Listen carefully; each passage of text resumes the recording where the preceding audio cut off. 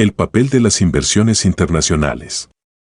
La transferencia de riqueza a nivel internacional a través de transacciones en el mercado asigna los recursos del mundo de la misma manera que este tipo de transacciones asignan recursos a nivel doméstico. En ambos casos, es como el agua que busca su propio nivel.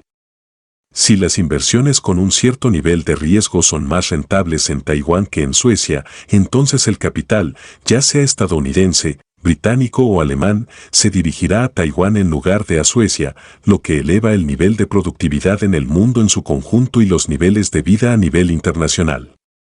El dinero y los recursos que representa se convierten, por así decirlo, en ciudadanos del mundo. Sin embargo, este tipo de beneficios económicos pocas veces son bienvenidos por los políticos. Mientras que las ventajas comparativas y el libre mercado permiten a las naciones compartir la prosperidad del mundo promovida por el libre movimiento de los recursos, no todas las industrias dentro de todas las naciones prosperan de la misma forma. Estos sectores de las economías que no pueden hacer frente a la competencia con eficiencia no solo se enfrentan a pérdidas de empleos y dinero, sino también a la quiebra y a la extinción. Pero pocas veces desaparecen en silencio. Los representantes de las industrias y las regiones que se enfrentan a la pérdida de sus negocios y empleos debido a la competencia internacional con seguridad buscarán la imposición de restricciones a productos o recursos importados que amenacen su bienestar, independientemente de lo beneficiosas que estas transacciones internacionales sean para la población en su conjunto. Los movimientos internacionales de bienes e inversiones también restringen las opciones disponibles para ciertos gobiernos. Como se observó en el capítulo 16, los gobiernos han transferido riqueza de las personas a ellos mismos durante siglos a través del simple proceso de emisión de cantidades inflacionarias de dinero y gastando el dinero creado recientemente para lo que sea que el gobierno quería financiar.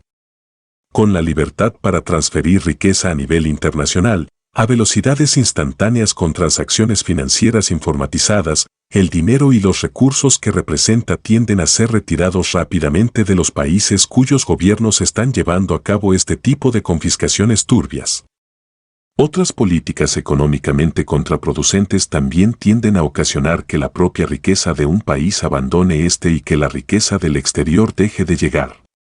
Es por eso que fue un tema de preocupación para la India cuando la agencia de calificación privada Standard & Poor's bajó la calificación de la moneda nacional en agosto de 2001 debido a lo que la revista The Economist describió como las inestables finanzas del gobierno de la India.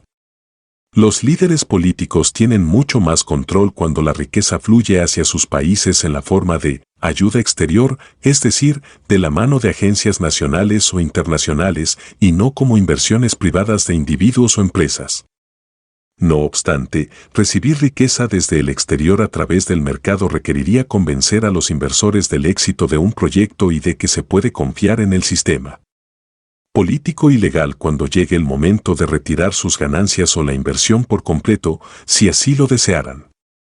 Vistosos proyectos que solo ofrecen beneficios al gobierno, un estadio, una ostentosa plaza o una aerolínea nacional en un país donde no hay suficientes pasajeros como para que se pueda pagar por sí sola, pueden financiarse a través de la ayuda exterior, pero es poco probable que haya inversores que lo hagan, pues arriesgan su propio dinero. Además, los funcionarios gubernamentales pueden ser más generosos consigo mismos y sus protegidos cuando se trata de la apropiación del dinero de la ayuda exterior para uso personal, lo que incluye en muchas ocasiones colocarlo en bancos suizos u otros del mismo tipo. Muchas veces en los países del tercer mundo se encuentran por doquier proyectos a medio terminar después de haber fracasado que habían sido financiados con ayuda exterior, como en Níger. Se pueden encontrar en todo Níger los restos de muchos proyectos bien planeados y de alta tecnología, como si fuesen huesos de dinosaurios que encuentran los arqueólogos bajo toneladas de tierra. Así, de esta forma, podemos encontrar sofisticados sistemas de irrigación que en el primer mundo funcionan a las mil maravillas, pero que en este país se han convertido en cañerías oxidadas. Las vacas europeas que supuestamente debían mejorar la producción de leche están desfalleciendo a causa del calor. La disponibilidad de la ayuda exterior reduce la necesidad de un país para restringir sus inversiones a proyectos económicamente viables o para comprimir su nivel de corrupción. Puede que haya mucha más riqueza disponible internacionalmente para el desarrollo económico de un país pobre a través de inversores privados que a través de la ayuda exterior, y aún así es posible que el gobierno de ese país prefiera recibir una cantidad menor en forma de ayuda exterior, ya que los funcionarios gubernamentales en sí se benefician más de esta cantidad menor que de una cantidad de riqueza mayor que tendría las precondiciones necesarias para afectar de forma negativa el bienestar de estos funcionarios, incluso si la inversión privada mejorase el bienestar económico del país en su conjunto. En resumen, los países que cuentan con economías ineficientes y gobiernos corruptos son más propensos a recibir ayuda exterior que inversiones por parte de personas que arriesgan su propio dinero. Dicho en otras palabras, la disponibilidad de la ayuda exterior reduce la necesidad de un país de restringir sus inversiones a proyectos económicamente viables y comprimir sus niveles de corrupción. Una forma intermediaria de transferencia de riqueza es una inversión de recursos privados que están garantizados por el gobierno del país de los inversores, que le garantiza los reembolsos con dinero de los contribuyentes en caso de que sus inversiones en el exterior terminen por no ser rentables o no puedan cobrar sus beneficios. Es por eso que cuando el gobierno mexicano estuvo a punto de no pagar sus préstamos de bancos estadounidenses en 1986, el gobierno de Estados Unidos le prestó el dinero necesario para que pudiera cancelar sus deudas con estos bancos y otros inversores. Evidentemente, si estos bancos se hubiesen visto obligados a hacer frente a estas enormes pérdidas, hubiesen tenido más cuidado con este tipo de inversiones arriesgadas en el futuro y en otros países. Como hemos visto en otros contextos, las pérdidas desempeñan un papel tan importante en la economía como las ganancias, aunque no son ni remotamente tan populares. Prevenir las pérdidas de forma artificial es reducir los incentivos para asignar recursos de manera eficiente. Los perdones periódicos de las deudas a países del tercer mundo también reducen los incentivos para que los gobiernos de esos países usen los préstamos de modos que contribuyan al crecimiento de la riqueza nacional, a través de la cual los préstamos podrían ser cancelados. Los únicos beneficiarios visibles de este tipo de perdones, además de los líderes políticos del tercer mundo, que así quedan libres de toda responsabilidad, son aquellas personas en los países donantes más ricos que al proceder de este modo tienen una sensación de nobleza obliga. No obstante, subvencionar la irresponsabilidad financiera de los políticos del tercer mundo tiene costes muy altos que finalmente recaen sobre los pueblos de los países más pobres. La cantidad de dinero recibido en ayuda exterior es insignificante en comparación con la cantidad de dinero disponible para inversiones internacionales en países con gobiernos confiables y responsables. Además, como se observó en el capítulo 21, existen vastas fuentes de capital sin explotar dentro de los mismos países del tercer mundo en forma de activos económicos que no pueden convertirse en activos financieros debido a la inaccesibilidad de la mayoría de las personas a los derechos de propiedad en esos países. En resumen, las instituciones internas y las políticas que coartan las transferencias internacionales de inversiones privadas a países pobres también inhiben la movilización de inversiones basadas en activos existentes en esos países. Estos activos también incluyen capital humano, el cual puede ser infrautilizado como activos políticos de un país. Muchos países del tercer mundo cuentan con grupos minoritarios de emprendedores, minorías de chinos en varios países del sudeste asiático, libaneses en África Occidental, indios en África Oriental y en Fiyi, quienes han sido sujetos de restricciones discriminatorias sobre sus actividades económicas o han sido expulsados o obligados a huir debido a una situación violenta o a órdenes de expulsión por parte del propio gobierno. Si bien las pérdidas que sufrieron los miembros de estas minorías cuando fueron obligados a abandonar los países donde nacieron fueron dolorosas, las sufridas por los mismos países una vez que estos grupos huyeron muchas veces han sido un factor determinante en la prevalente condición de pobreza de algunos países del tercer mundo.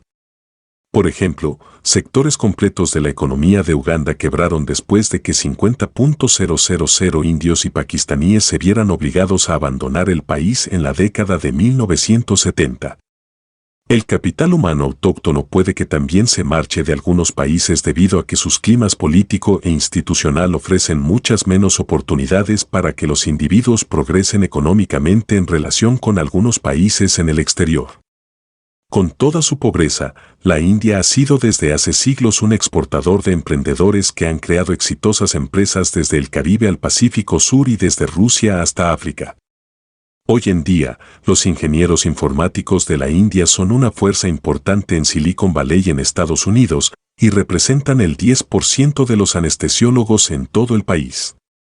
Pese a la visión de que los países del tercer mundo son incompetentes y de que su desarrollo económico solo es posible a través de transferencias de ayuda exterior y know-how de países más prósperos e industrialmente más desarrollados, muchas de estas naciones tienen dentro de sus fronteras tanto activos físicos como capital humano mucho más grandes de los que puedan recibir de otros países.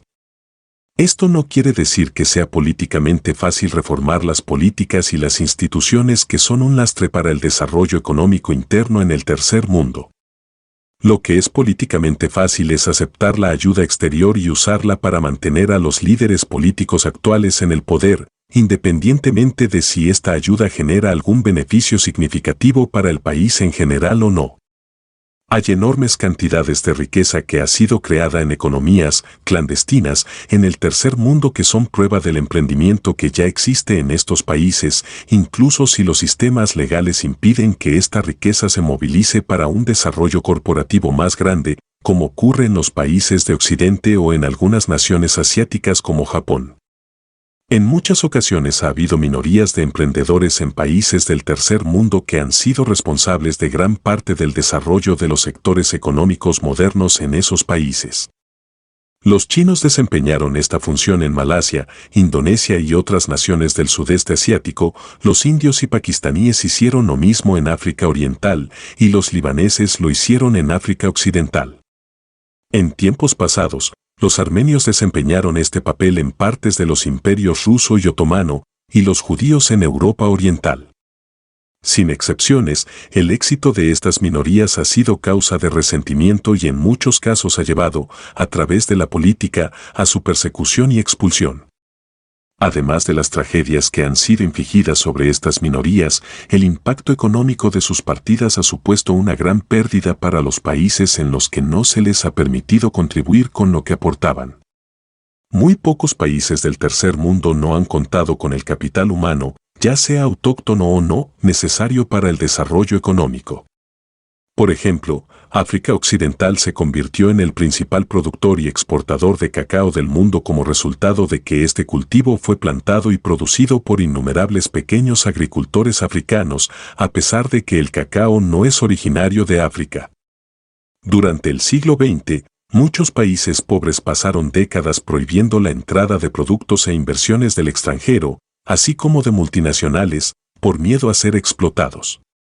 El resultado de ello fue que tuvieron que producir por sí mismos muchos productos que estaban disponibles a precios más bajos en el mercado mundial, al igual que otros que pudieron haberse fabricado a menor coste dentro de sus propias fronteras por compañías extranjeras que contaban con tecnología más avanzada y mayor experiencia industrial. Así fue que a las personas de países pobres no solo se les negaron los beneficios de una mayor abundancia de productos, sino también de las oportunidades para familiarizarse con tecnología más avanzada y prácticas organizativas modernas que les permitieran crear y administrar este tipo de empresas. Un análisis de 2.700 compañías en Asia Oriental realizado por el National Bureau of Economic Research concluyó que las empresas en las que los extranjeros tienen una participación poseen una productividad marcadamente más alta que aquellas cuyos dueños son del lugar. Mayor productividad se traduce en niveles de vida más altos. Cuanto más pobre es el país, menos se puede dar el lujo de dejar pasar oportunidades para alcanzar un nivel de vida más alto. Finalmente, para el ocaso del siglo XX, muchos gobiernos del tercer mundo se dieron cuenta de sus errores, pero generaciones completas ya habían visto su bienestar económico dilapidado innecesariamente. En parte, este cambio de políticas fue llevado a cabo porque estos gobiernos habían observado el dramático desarrollo económico que habían alcanzado países que una vez habían sido pobres como Corea del Sur y Taiwán, que optaron por participar de forma muy activa en el mercado global, en comparación con el relativo estancamiento de países como la India y algunas naciones de Sudamérica que no lo hicieron. Sin embargo, la historia reciente de las naciones occidentales puede que haya revelado lecciones similares. Aunque el Reino Unido fue la nación que llevó al mundo a la era industrial, si nos remontamos siglos atrás, el país era similar a los del tercer mundo de hoy. Exportaba materias primas como lana e importaba productos de naciones más avanzadas de Europa continental. Las instituciones financieras británicas estaban dirigidas por extranjeros e industrias británicas enteras, como las de la fabricación de relojes y pianos, fueron creadas por expatriados e inmigrantes. Fue tras siglos de aprender de otros que Gran Bretaña estuvo lista para ocupar su lugar a la cabeza de los avances tecnológicos y organizacionales en la economía mundial. Japón pasó por una fase similar a finales del siglo XIX y a comienzos del XX.